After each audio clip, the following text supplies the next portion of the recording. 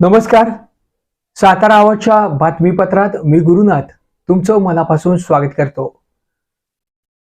गणेश आगमन सोहळ्याला खड्ड्यांचं विघ्न ही परिस्थिती सातारा शहरामध्ये पाहायला मिळालेली आहे.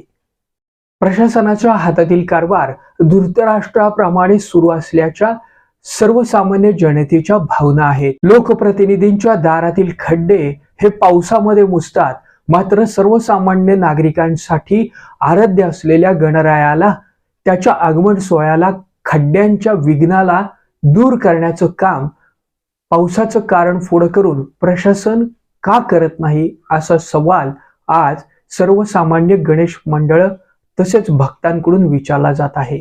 सातारा नगरपालिकेच्या बांधकाम विभागाकडून अद्याप सातारा शहरातील रस्त्यांची झालेली चाळण दुरुस्त कधी होणार, हा प्रश्न आता सातारा आवाजच्या व्यासपीठावरती उपस्थित केला जात आहे. सार्वजनिक गणेशोत्सव मंडळ आणि प्रशासन यांच्या विविध बैठका झाल्या.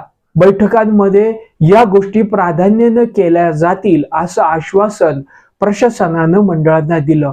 मात्र या आश्वासनांचं झालं काय, असा देखील प्रश्न आज गणेश मंडळाचे पदाधिकारी विचारत आहेत.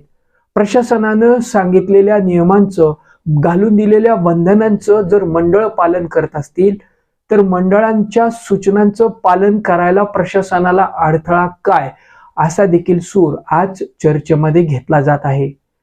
लोकप्रतिनिधींच्या माध्यमातून त्यांनी देखील प्रशासनाला जनतेच्या भावनांचा आदर करून प्राधान्यानं काही गोष्टी करणं किती महत्वाचं आहे याची जाणीव देखील करून देणं आता काळाची गरज बनली आहे.